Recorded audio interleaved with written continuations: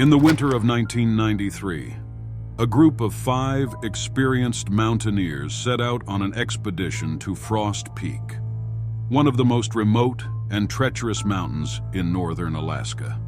They were all seasoned in extreme weather conditions, having climbed numerous peaks across North America. This trip, however, was meant to be a final challenge before they pursued more ambitious international summits. None of them could have predicted that this would be their last journey.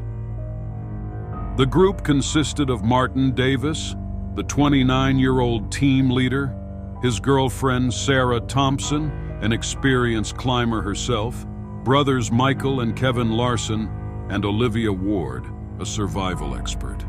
They were all friends, bound by their love for mountaineering and the shared thrill of conquering the wild. With backpacks loaded with supplies, they were confident they could reach Frost Peak's summit despite the harsh winter weather. They set off on January 10th, planning a 2-week expedition. The first few days went smoothly, with the group trekking through dense forests, crossing icy rivers and setting up camp at night under the stars. But as they approached the base of the mountain on the 5th day, the weather began to turn. The winds howled louder and the temperature plummeted. The group made the decision to camp one last night before their final ascent, unaware that this would be the beginning of a chilling mystery. Radio contact was the last anyone heard from the group. Martin's last transmission to the local ranger station simply mentioned that the group was doing well, but that a storm was approaching.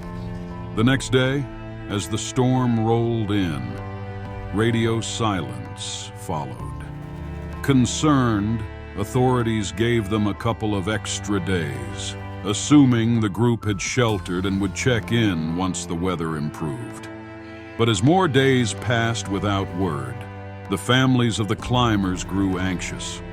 On January 22nd, a search team was dispatched to find the missing climbers. After several days of searching through the deep snow, the rescue team came across something disturbing. Scattered across the mountain's lower slopes were the bodies of the climbers, each one found in an inexplicable state. Martin's body was discovered first. He was found half-dressed, lying face down in the snow about a mile from their last known campsite. His bare feet were black with frostbite, and his face showed signs of extreme terror. His jacket and boots were found nearby, as if he had ripped them off in a fit of confusion. The investigators noted the strange behavior, which was later speculated to be the result of paradoxical undressing, a phenomenon where hypothermia victims remove their clothes due to a sensation of burning heat. Not far from Martin, Sarah's body was found at the edge of a ravine. Her skull was fractured, as if she had fallen or been struck with extreme force, yet there was no evidence of a struggle. Her eyes were wide open, frozen in terror. Investigators were puzzled by the lack of external injuries compared to the severity of her head wound. The Larson brothers were found, huddled together, in what seemed like a last attempt to stay warm. However, the eerie part was that Kevin had suffered severe internal injuries, including several broken ribs and a collapsed lung. Yet, there were no external marks or bruises that would explain the trauma. It was as if his body had been crushed from within. The most disturbing discovery, however, was Olivia. Her body was found far from the others, deeper in the forest. She had climbed a tree at least 20 feet high before collapsing in its branches. Her hands were bloodied, with a piece of bark and wood under her nails. Her cause of death was officially listed as hypothermia, but the question remained: what had driven her to climb a tree in the middle of a deadly snowstorm? The authorities were baffled.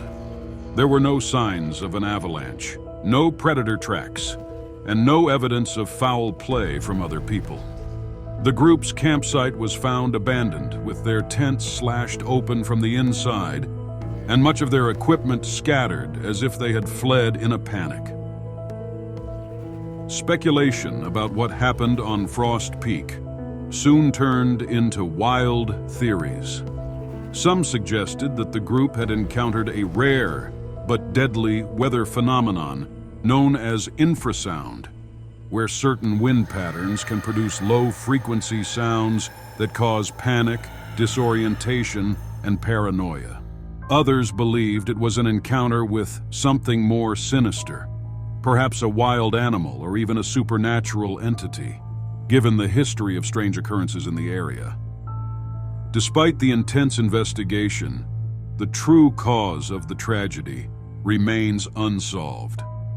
Autopsies revealed that hypothermia played a role in their deaths, but it didn't explain the bizarre injuries or the frantic behavior that led to their doom. To this day, the story of Frost Peak is an eerie reminder of the dangers that lurk in nature's most isolated corners. The mountain, though majestic, holds its secrets tightly, and no one has attempted to climb it since. The mysterious deaths of Martin, Sarah, Michael, Kevin, and Olivia remain one of Alaska's most chilling unsolved cases. A puzzle that haunts those who dare to ask, what really happened that night on Frost Peak?